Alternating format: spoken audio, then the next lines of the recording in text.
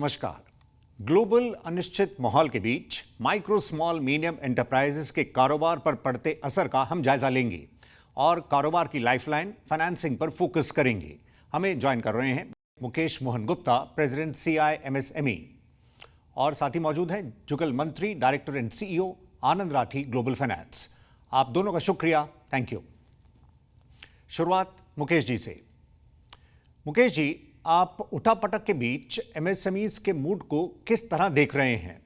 आपको कम्युनिटी से क्या फीडबैक मिल रहा है? उद्यमियों के सामने किस तरह की चुनौतियां आ रही हैं? जो MSMEs हैं वो बुलिश हैं, ऐसा कोई भी डर नहीं है, सिवाय इसके कि अनसर्टेनिटी बहुत है। और जो खास तौर से जो वो MSMEs हैं जो या तो एक्सपोर्ट में, इंपोर्ट में हैं, या फिर जिनका ऑयल कंजम्पशन या गैस कंजम्पशन बहुत ज़्यादा है, वहाँ जरूर थोड़ा प्रॉब्लम है। भारत अभी युद्ध में कहीं नहीं है, दूर दूर तक भारत के ऊपर अगर देखा जाए तो युद्ध से कोई उसका लेना देना नहीं है। लेकिन जो इकोनॉमी है, क्योंकि हम ग्लोबल एटमॉस्फेयर में जीते हैं, तो अभी जो भी कहीं पर भी किसी एक देश, दो देश में अगर कोई प्रॉब्लम होती है, और यहाँ तो हार्मुज से अगर हम देखा जाए तो हमारा जो कंजम्पशन है वो गैस का और जो क्रूड ऑयल है उसका 55% और 85% हम उसी रास्ते से आता है, बाहर से इंपोर्ट करते हैं। तो ये तो जरूर है कि जो हमारी इंडस्ट्री हैं, जो खास तौर से जो ऑयल एंड गैस यूज़ करते हैं या जो इंपोर्ट एक्सपोर्ट में है, उनके पास अनसर्टेनिटी है। और कुछ चैलेंजेस ऐसे हैं कि अभी पता ही नहीं चल रहा कि आखिर लैंडेड कॉस्ट जो होगी वो होगी क्या, कितना टैरिफ लगेगा, कितना हमारा एक्स्ट्रा जो लॉजिस्टिक्स कॉस्ट है वो कितनी लगेगी, क्या हमारा जो प्रोडक्ट कहीं जा रहा है वो कितनी जगह रीरूट होकर जाएगा।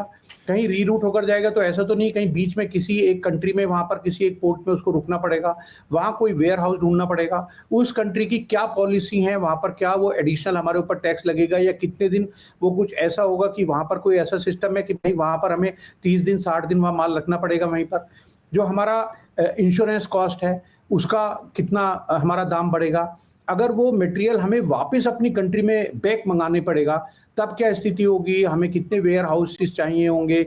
ये कुछ ऐसे मैं समझता हूँ कि प्रॉब्लम है जिनके लिए कुछ अनसर्टेनिटी है MSMEs के मन में। देखें उद्यम का डेटा तो आज अगर 8 करोड़ 15 लाख से ज़्यादा हमारे MSME रजिस्टर्ड हैं, बट उसमें 95% 97% के करीब माइक्रो एंटरप्राइजेज हैं। उन माइक्रो एंटरप्राइजेज के पास जो प्रॉब्लम होती है वो सबसे बड़ी ये समस्या होती है कि उनके पास पूरा लीगल टीम नहीं होता, वो कंप्लायंस में शायद उतने पक्के नहीं होते, उनको पता नहीं होता। जो जैसे मैं बता रहा हूँ कि डिफरेंट कंट्रीज में डिफरेंट उनकी क्या पॉलिसी है, वो कंप्लायंस में, लीगल में इतने स्ट्रांग नहीं होते।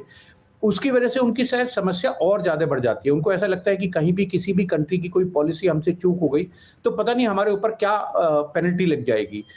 जुगल जी, MSMEs बाउंस बैक करने के लिए जाने जाते हैं। मुश्किल परिस्थितियों से वो पहले भी बाहर निकले हैं, लेकिन बैक टू बैक दिक्कतें आ रही हैं।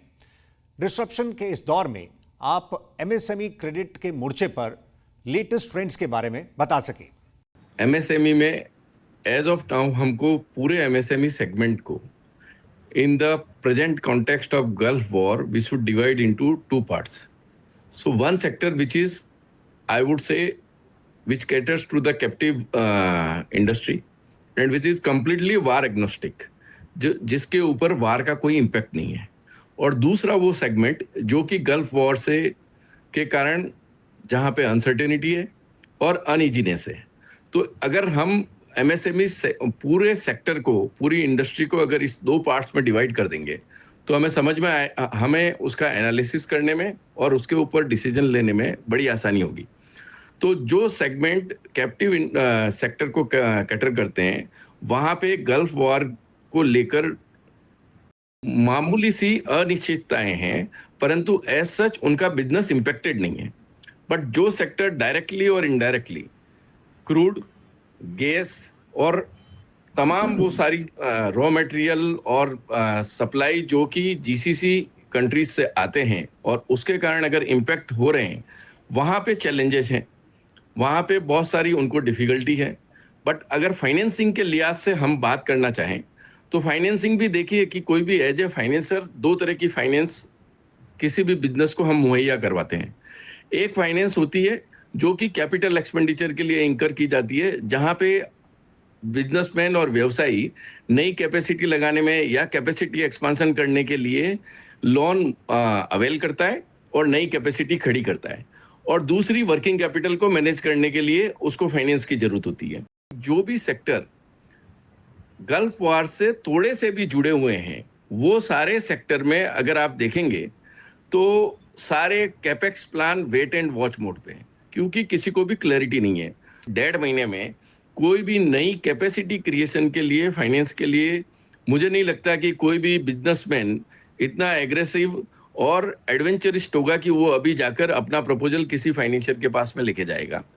जुगल जी, मौजूदा माहौल में कई पहलुओं का वर्किंग कैपिटल जरूरतों पर सीधा असर देखा जा रहा है। इंडस्ट्री के रिक्वायरमेंट को आप कैसे एनालाइज करते हैं? और वर्किंग कैपिटल फाइनेंस एक बड़ा मुद्दा बन के आ रहा है। करंट सिनेरियो में जो भी सेक्टर्स जीसीसी कंट्रीज से एक्सपोज्ड है या एक्सपोर्ट इंपोर्ट से डिपेंडेंट है, तो आपकी करेंसी के अंदर वॉलेटिलिटी को देखते हुए अगर आप देखें तो करीब करीब 3 से 5% जो है करेंसी आपकी डेप्रिशिएट हो गई है। अनसर्टेन एनवायरनमेंट में हर बिजनेसमैन को हायर इन्वेंट्री लेवल मेंटेन रखना चाहता है, क्योंकि वो नहीं चाहता कि उसका प्रोडक्शन, उसकी सप्लाई किसी भी तरीके से डिसरप्ट हो, तो उसको अपनी रॉ मटेरियल और दूसरी एंसिलरी जो भी चीजें होती हैं उसमें ज्यादा इन्वेस्ट करना पड़ता है। डिलीवरी से लेके सप्लाई करने में आपकी टाइम की अनसर्टेनिटी बढ़ रही है, तो वहां पे आपका वर्किंग कैपिटल जो है वो प्रोलॉन्ग हो जाता है कि आपकी सप्लाई में ड्यूरेशन बढ़ गया। अब उसके बाद में जो आपका बायर है, जिसको एक्सपोर्टर एक्सपोर्ट कर रहा है, उस मार्केट में अनसर्टेनिटी होने के कारण वो समय पर पेमेंट नहीं कर पा रहा है, तो रिसीवेबल का प्रीमियम जो है, रिसीवेबल का जो टेन्योर है वो लेन देन हो जाता है। वर्किंग कैपिटल साइकिल जो है वो बहुत ही नेगेटिवली इम्पैक्ट होता है, और जितने भी व्यवसायी या उद्यमी जो कि एसएमई, एमएसएमई सेगमेंट में और इवन लार्जर सेक्टर में हैं, वो फाइनेंशियर को और बैंक्स को इसके लिए अप्रोच करते हैं कि भाई उन्हें ज़्यादा वर्किंग कैपिटल की सुविधाएं मुहैया कराई जाए और ज़्यादा लिमिट मिले, ताकि वो ये साइकिल और इस अनसर्टेनिटी को मीट आउट कर सके। मुकेश जी, जुगल जी बता रहे हैं कि केपेक्स प्लान होल्ड पर हैं और वर्किंग कैपिटल पर सपोर्ट की जरूरत है। आप हमें डिलेड पेमेंट्स पर नजरिया दे सकें, ये उद्यमियों की बड़ी चुनौतियों में शुमार है, और मौजूदा परिदृश्य में इस मोर्चे पर क्या उम्मीद करनी चाहिए? देखिए, माइक्रो स्मॉल मीडियम एंटरप्राइजेज, और जिसमें मैं कह रहा हूं कि 97-98% जो माइक्रो एंटरप्राइजेज हैं उनको तो हमेशा हैंड होल्डिंग की जरूरत है। कठिन समय में थोड़ी ज्यादा जरूरत है, उसके लिए मैं समझता हूँ सरकार भी आगे आ रही है। हमने देखा कि 497 करोड़ का एक रिलीफ स्कीम लेकर आई है सरकार। इसी खास तौर से जो इस तरह के जो सेक्टर्स हैं जो बैडली अफेक्टेड हैं, उनको गारंटी देने के लिए, उनको संभालने के लिए 497 करोड़ का रिलीफ पैकेज सरकार ने ऑलरेडी अनाउंस कर दिया है। जो वर्किंग कैपिटल की प्रॉब्लम है या डिलेड पेमेंट की प्रॉब्लम है, मैं समझता हूँ कि चाहे ये युद्ध हुआ था या ये जो वेस्ट एशिया का जो क्राइसिस है उसमें थोड़ा बढ़ गया, लेकिन ये हमेशा एमएसएमई की समस्या रही है। फरवरी और मार्च 2 महीने में 20 लाख से ज्यादा उद्यम रजिस्ट्रेशन हुए हैं। मतलब यह है कि जो नए लोग हैं वो अभी भी आ रहे हैं, उनको कोई डर नहीं है। अगर हम जनवरी टू मार्च क्वार्टर का अगर मैं देखूं रिजर्व बैंक ऑफ इंडिया का डाटा, तो जो फाइनेंस में जो ग्रोथ है प्रायोरिटी सेक्टर में वो 23.5% है। ये दिखाई देता है कि जो बैंकर्स हैं हमारे, वो भी तैयार हैं सरकार के साथ साथ एमएसएमई सेक्टर को मदद करने के लिए। जो एक्सपोर्टर्स हैं, जो लार्ज कंपनीज हैं, अगर उनका जैसे उनकी कॉस्ट बढ़ेगी, उनके जो लॉजिस्टिक्स कॉस्ट बढ़ेगी, उनकी वेयर हाउसिंग कॉस्ट बढ़ेगी, उनकी कंप्लायंस कॉस्ट बढ़ेगी, तो मुझे लगता है कि वो या उनका पेमेंट आने में डिले होगा, उनकी प्रॉफिटेबिलिटी कम होगी, तो वो जो अपने जो उनके जो वेंडर्स हैं उनको पेमेंट करने में और डिले करेंगे। जो भी एमएसएमई हैं, अगर उनका डिले पेमेंट का कोई समस्या है तो वो please online dispute resolution system जो मैकेनिज्म है, अपने घर बैठकर कंप्लेंट फाइल कीजिए, वहीं अपने डॉक्यूमेंट सबमिट कीजिए, वहीं हियरिंग कीजिए, वहीं ऑर्डर लीजिए।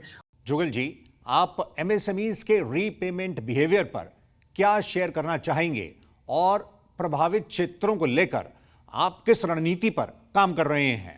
बिहेवियर पर बात करूं तो जो पिछले पीरियड्स में, चाहे मार्च हो या अप्रैल महीने में, हमारे यहाँ पर जो ट्रेंड है उसके हिसाब से कोई विशेष बदलाव हमें नहीं दिखा है ग्राउंड लेवल पर।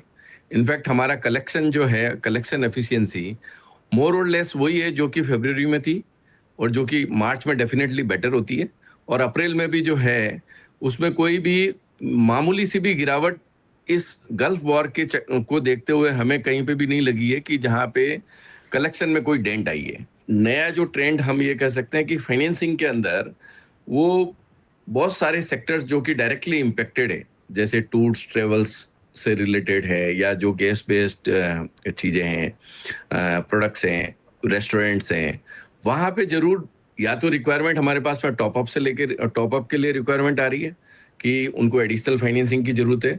तो बहुत सारे सेक्टर्स जो कि इस वॉर से रिलेटेड हैं और वहाँ पे एग्जिस्टिंग एक्सपोजर है हमारा, वहाँ पे इंक्रीमेंटल टॉपअप के लिए रिक्वायरमेंट आ रही है, जिसको हम मेरिट बेसिस पे पॉजिटिव कंसीडर करके फाइनेंसिंग भी कर रहे हैं।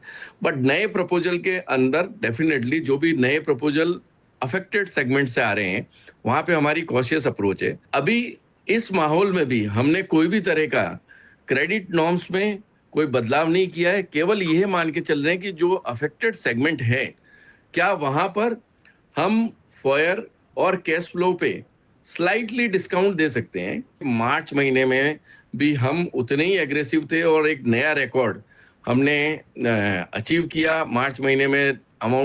अमाउंट और number of tickets, sanction, disbursement और ओवरऑल बुक साइज में, जो कि ये दर्शाता है कि हम एमएसएमई सेगमेंट की तरफ बहुत बुलिश हैं और हम बहुत बड़ी अपॉर्चुनिटी इस तरफ देखते हैं।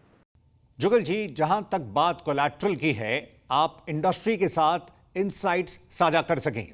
आप कोलैटरल बेस्ड लैंडिंग कर रहे हैं तो दो तरह की कोलैटरल है। एक तो टेंजिबल कोलैटरल, जो कि आप प्रॉपर्टी या इस तरह की कोलैटरल के सामने अगर लोन दे रहे हैं, वहाँ पे तो आपको एक भी मिनट सोचने की जरूरत नहीं है, क्योंकि कहीं पे भी रियल एस्टेट प्राइसेज में या कोलैटरल की वैल्यू में कोई भी तरह का डेंट नहीं है। बिजनेसेस में उतार चढ़ाव आते रहते हैं और 2-5% की कुशनिंग इधर उधर ऊपर होती रहती है, परंतु कोलैटरल वैल्यू में कोई भी तरह का डेंट नहीं होने के कारण वहाँ पे किसी को भी विशेष सावधानी बरतने की जरूरत नहीं है। रही बात दूसरी कोलैटरल, जो कि आपकी अदर देन प्रॉपर्टी दूसरी टेंजिबल कोलैटरल है, चाहे वो इन्वेंट्री के रूप में हो, चाहे वो रिसीवेबल के रूप में हो, वहाँ पे जरूर आदमी को जो है, अगर कोई एक्सपोज सेक्टर या एक्सपोज सेगमेंट है तो एडिशनल कुशनिंग उसको हाथ में रखनी चाहिए। एसएमई एक्सप्रेस में वक्त ब्रेक का है। ब्रेक के बाद बात होगी सेल्फ रिलायंट इंडिया फंड की। जानेंगे एमएसएमईज में इक्विटी कल्चर को कैसे बढ़ावा दिया जा सकता है। हम जल्द ही लौटते हैं।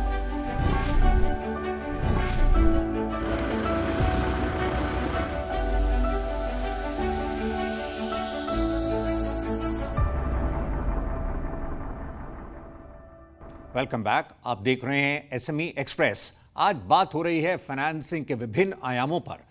हमारे साथ मौजूद हैं मुकेश मोहन गुप्ता और जुगल मंत्री। आइए बातचीत को आगे बढ़ाते हैं। मुकेश जी, एमएसएमईज की ग्रोथ में इक्विटी का खास रोल हो सकता है। आप सेल्फ रिलायंट इंडिया फंड पर राय दे सकें। इसके जरिए हाई ग्रोथ वाली एंटरप्राइजेस में इक्विटी फंडिंग मुहैया कराने पर जोर है। अगर एमएसएमई की ग्रोथ करनी है, और हमने देखा है कि पिछले दिनों कितनी छोटी छोटी यूनिट्स आज कितने बड़े स्टार्टअप बन गए हैं, यूनिकॉर्न कितने हो गए हैं इंडिया में, तो हमें ये ग्रोथ फंड की बहुत ज़्यादा ज़रूरत है। और सरकार, मुझे लगता है, इस बारे को खूब अच्छी तरह से समझती है। देखिए, 10,000 करोड़ का पहले ही एक एमएसएमईज के लिए एसआरआई फंड सरकार ने बना रखा था, जिसके द्वारा लगभग मैं समझता हूँ कि 50,000 करोड़ का जो फंडिंग है वो एमएसएमईज को मिल सकती है इस एसआरआई फंड के थ्रू। इस बजट में हमने देखा 2,000 करोड़ का एक टॉपअप किया है इन एसआरआई फंड, और वो खास तौर से कहा है कि ये जो 2,000 करोड़ का टॉपअप हम कर रहे हैं वो खास तौर से माइक्रो एंटरप्राइजेस के लिए है। यानी अब माइक्रो एंटरप्राइजेस को ये करीब 10,000 करोड़ रुपए, मैं समझता हूँ कि ये क्योंकि डॉटर मदर फंड के रूप में मिलेगा, तो ये 10,000 करोड़ रुपए तक का ये फंडिंग मिल सकती है। मुकेश जी, एसआरआई फंड का बेनिफिट उद्यमियों तक पहुंच सके, इसको लेकर बैठक भी हुई है। आपकी तरफ से क्या रिकमेंडेशंस होंगे? तो ये थोड़ा ना डिजिटल होना चाहिए। जैसे हम लोन एप्लीकेशन के लिए कहते हैं बैंक में कि ऑनलाइन लोन एप्लीकेशन हो और फिर ट्रैकिंग हो उसका, तो मैं जैसे ही लोन अपना ये एसआरआई फंड के लिए कोई अपनी एप्लीकेशन दूं, अगर वहां उनको कोई असेसमेंट करना है, जिसकी मुझे लगता नहीं कि कोई जरूरत है उनको, तो वो उस सेक्टर्स के, माने क्या है, जितने भी एआईएफ हैं, ये जो एनएसआईसी का वेंचर कैपिटल फंड है, इनको तो पता है कि भाई कौन से एआईएफ किस सेक्टर में काम कर रहे हैं। तो मैं अगर हेल्थ में हूँ, मैं फिनटेक में हूँ, मैं एआई में हूँ, तो जिस सेक्टर में वो एआईएफ काम कर रही है वहां पर वो ऑनलाइन उनको ट्रांसफर करें। मेरे पास एक मेल आनी चाहिए, इंफॉर्मेशन आनी चाहिए। यहाँ मैंने देखा कि क्योंकि सब कुछ मैनुअल चल रहा है और मुझे कोई इंफॉर्मेशन एज एन एमएसएमई आती ही नहीं है। और एक बड़ी खास बात, ये जो करीब 700 लोगों को जो एमएसएमई है जिनको इसका फायदा मिला, वो रेस्ट्रिक्टेड है कुछ एरियाज में। तो इसका एक मैकेनिज्म डिजिटली होना चाहिए कि वहाँ जो ट्रैकिंग सिस्टम है वो होना चाहिए पूरा, कि मेरी एप्लीकेशन कहाँ है, मैं भी उनको अप्रोच कर सकूं जो AIF है, मैं भी उनको पिच डेक दे सकूं, मैं शायद उनको और ज़्यादा समझा सकूं। या एक सिस्टम होना चाहिए कि जो भी एप्लीकेशन आएगी उसको उस सेक्टर के कम से कम 3 या 4 लोगों का एक नंबर फिक्स कर लीजिए कि इतनों को देंगे। तो मैंने ऐसे भी केसेस देखे हैं कि जो MSME हैं उन्होंने इसका फायदा ले लिया SRI फंड का किसी AIF से, और सरप्राइजिंगली उनको पता ही नहीं था कि ये जो उनको फंड मिला उसके लिए सरकार ने भी उनकी मदद कर रखी है। यानी कम से कम 20% 25% तो सरकार का कंट्रीब्यूशन है। वो समझ रहे हैं कि ये जो AIF है उन्होंने ये पैसा दे दिया। मुझे लगता है कि जितने AIF फंड है उनको अपनी वेबसाइट पर डालना चाहिए कि हम SRI फंड हमें मिला हुआ है और आप इस स्कीम में अप्लाई कर सकते हैं। डायरेक्ट भी शायद वो कर सकते हैं। साथ में इसकी जो अवेयरनेस है वो मुझे नहीं लगता कि अभी 2-4-5% MSME से ज़्यादा MSMEs को पता है कि उनको ग्रोथ फंड के लिए ये इक्विटी के फॉर्म में पैसा भी मिल रहा है और वो सरकार की मदद से मिल रहा है। जुगल जी, जहां तक MSME क्रेडिट फ्लो की बात है, आप FY27 में किस तरह की चाल की उम्मीद कर रहे हैं और कुल मिलाकर MSMEs में पोटेंशियल को कैसे रीड करते हैं? हमारा long term as well as short term और FY27 को देखते हुए हमारा बहुत ही बुलिश रुझान है पूरे SME सेगमेंट के ऊपर। और जैसे कि मैंने पहले भी बताया कि क्रेडिट को लेते हुए हमने कोई भी तरह का पॉलिसी या प्रोडक्ट में ये इस तरह के मोमेंट्स जो कि मार्केट में या ग्लोबल लेवल पर आते हैं, हम हमारी पॉलिसी और प्रोडक्ट में बदलाव नहीं करते। हम केवल ये करते हैं कि जो अफेक्टेड सेगमेंट और सेक्टर्स हैं वहाँ पे जरूर थोड़े से कॉशियस हो जाते हैं और वहाँ एक एडवाइजरी हमारी इंटरनल क्रेडिट टीम को देते हैं कि यहाँ पे आपको ध्यान रखने की ज़रूरत है, यहाँ थोड़ा सा जो है एक्स्ट्रा प्रिकॉशन लेने की ज़रूरत है। केवल बस इतना सा ही बदलाव हमारी प्रोडक्ट और पॉलिसी में आता है, जो कि सजग रहना, हमेशा सावधान रहना, ये हर बिजनेसमैन में और पर्टिकुलरली लेंडिंग बिजनेस के लिए बहुत ज़रूरी है कि जहाँ पे आप सजग रूप से क्रेडिट नॉर्म्स को और क्रेडिट असेसमेंट करते जाओ, तो कभी कहीं पे भी कोई भी तरह की जो है आपको आगे जाके परेशानी नहीं आएगी। और अभी हमने ऑफसाइट की थी हमारे बिजनेस को लेके, और जो हमने लास्ट ईयर 70% ग्रोथ अचीव की है, हमारा ऐसा मानना है, इनफैक्ट हमारी बिजनेस टीम्स काफ़ी बुलिश थी, उन्होंने सिमिलर ग्रोथ टारगेट जो है आने वाले साल के लिए FY27 के लिए भी सिमिलर ग्रोथ टारगेट रखे हैं। कि जो ग्रोथ आज ओवरऑल MSME सेगमेंट की इंडिया की इकोनॉमी में करीब 30 से 32% मार्केट शेयर है, और मैं ऐसा सोचता हूं कि आने वाले 2 से 3 साल में ये मार्केट शेयर आगे बढ़ के 40% तक पहुंच जाएगा और अगले 5 साल में हो सकता है कि ये 50% तक पहुंच जाए।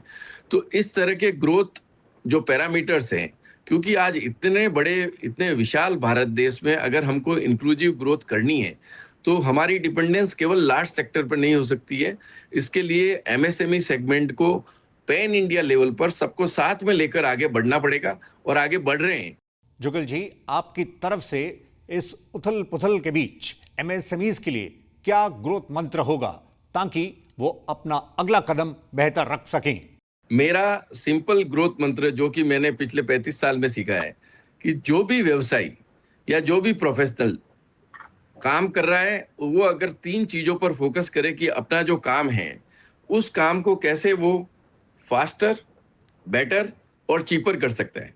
फास्टर और बेटर करने के लिए कई बार आपको ह्यूमन इंटेलिजेंस के अलावा आर्टिफिशियल इंटेलिजेंस को, ऑटोमेशन को आपको ये देखना पड़ेगा कि आप जो भी बिजनेस कर रहे हो, आपका बिजनेस का प्रोसेस है, आपका डिलीवरी मैकेनिज्म है, आपकी प्रोडक्ट मैन्युफैक्चरिंग है, या आपकी सप्लाई से रिलेटेड या सर्विस से रिलेटेड चीज़ें हैं, उसमें कैसे जो काम आप पहले कर रहे थे या कल जो आपने काम किया है उस डिलीवरी में क्या आप 1% भी इम्प्रूवमेंट कर सकते हो? क्या जो कॉस्ट कल लग रही थी उस कॉस्ट में आप आधा %, 1% भी इकोनॉमी ला सकते हो और उसको बेटर कर सकते हो। चलते हुए मुकेश जी, आप भी ये बता सकें कि डिस्ट्रप्शन के इस दौर में नेविगेट करने के लिए MSMEs को किन पहलुओं पर ध्यान देना होगा? MSMEs के लिए तो मेरा मंत्र तो यही रहेगा कि देखिए, ऑनेस्टी, इंटीग्रिटी, क्वालिटी, ये 3 चीज़ें बहुत ही इंपॉर्टेंट है। अगर आप आगे बढ़ना चाहते हैं तो इन चीज़ों पर हमेशा ध्यान रखिए। कभी भी ₹1 का 1 दिन का भी डिफ़ॉल्ट मत कीजिए और कंप्लायंस में हमेशा बिल्कुल एकदम पक्के रहिए। जितनी स्कीम सरकार ने आपको दी है उनके बारे में अपना ज्ञान बढ़ाते रहिए और उनको यूज़ करिए। और on A lighter way, if I can just say at the end, कि आप msmeमित्रा-कोर्स.com पर जाकर ये कोर्स आप भी कर लीजिएगा, तो आपको भी बहुत सारी चीज़ों का ज्ञान मुझे लगता है कि मिल जाएगा अपने बिज़नेस को आगे बढ़ाने के लिए। फाइनेंसिंग के विविध आयामों पर बात रखने के लिए, चुनौतीपूर्ण दौर में एमएसएमईज को ट्रेंड से अवगत करने के लिए और आगे की राह दिखाने के लिए Mukesh Mohan Gupta, president CI MSME, और जुगल मंत्री, director and CEO Anand Rathi global finance, आप दोनों का शुक्रिया। Thank you. अगले सेशन में मुलाकात होगी नई थीम के साथ। फिलहाल नमस्कार।